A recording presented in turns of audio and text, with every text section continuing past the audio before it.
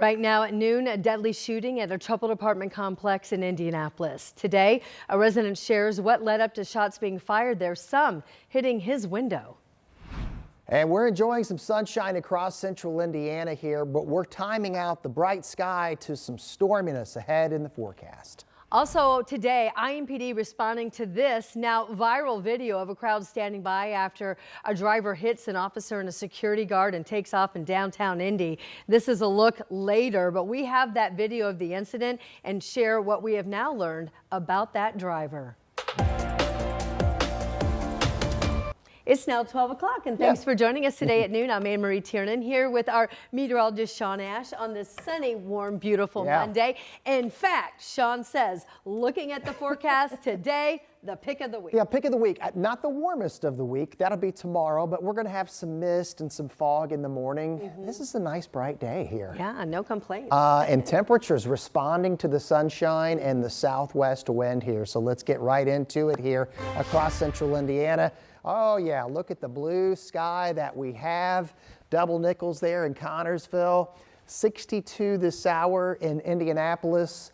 Morse Lake at 56, 58 in Bainbridge, and near 60 degrees already in Greensburg here.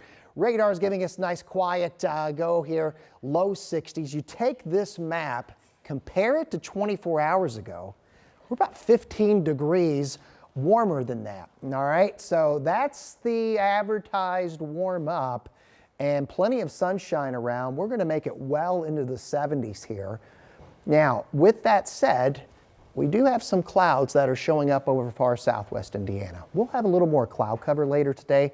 Going to be harmless initially overnight tonight, but this is a sign of the moisture it's moving in. Overnight, we'll have some mist around. You see the severe weather focus today is over the deep south. Tomorrow, that will be shifting into the Midwest, and it's going to include parts of Indiana. We'll have more on that timeline, but the kids are going to enjoy the best weather of the week.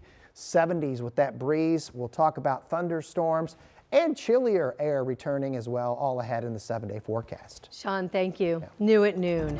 We now know the name of a 28-year-old man killed in a shooting at a troubled apartment complex on the Near East Side. It happened early Saturday morning at the Meadows Apartments near 38th and Keystone.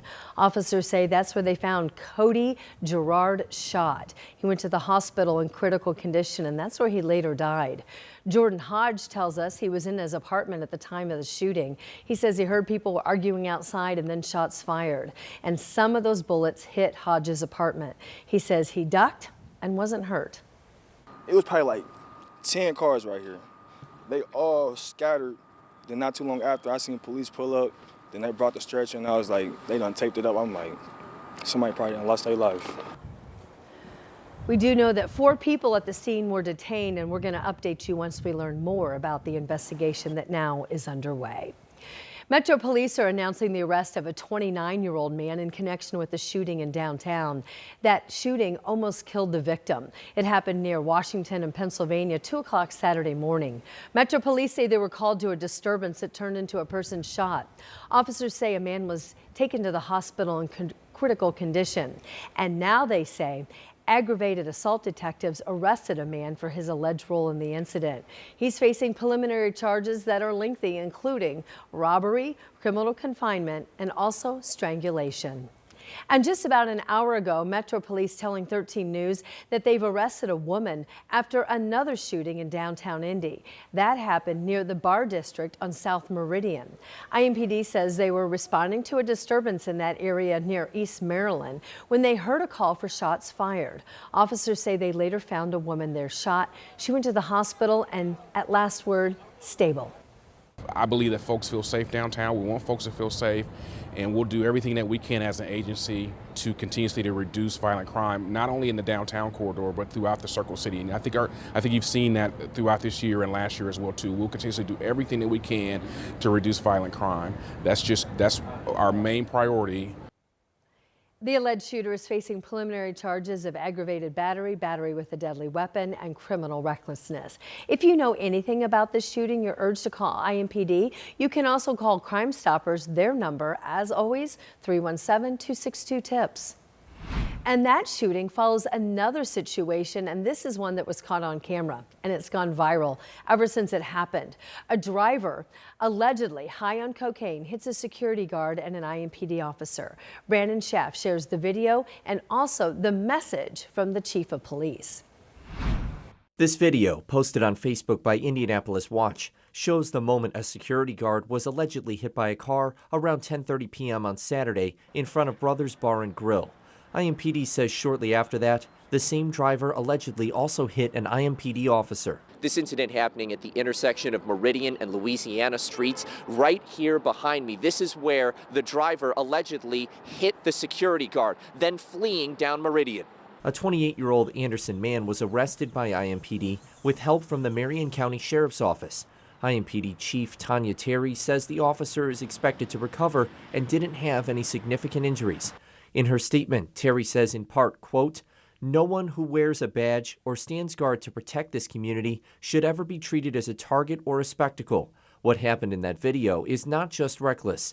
It is a complete disregard for human life, and it has no place in our city." Peter Caboli was visiting Indy Saturday evening for the Big Ten women's basketball tournament at Gainbridge Fieldhouse. There were a lot of people here, obviously, for the Big Ten tournament, and at Lucas Oil there was an event there, and a lot of fans, and really good for downtown. But it's unfortunate these things happen. Indy residents visiting downtown on Sunday say they saw the video of what happened. It was extremely sad to see something like that happening in our community.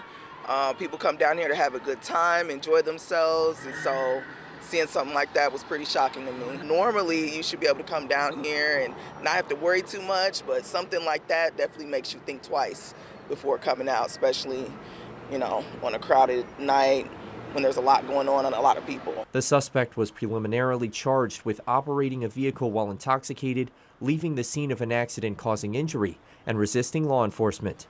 In downtown Indianapolis, Brandon Schaff, 13 News. Now, in her statement, Police Chief Terry said this was not related to a street takeover and that there was just one driver involved. Happening today, road closures now are expected to start on part of westbound 106th Street in Carmel and Hamilton County, and it's all part of the Level Up 31 project. Westbound 106 is set to close under US 31 for about a week. Next week, the eastbound 106 area is scheduled to close, along with the westbound 465 ramp to southbound Meridian Street. That will last through late spring. So we have more information about that on our website. I know that's hard to follow all of that. Also, we want to tell you about the situation in Henry County starting today. State Road 140 is closing over the Big Blue River for a bridge replacement project. That takes time.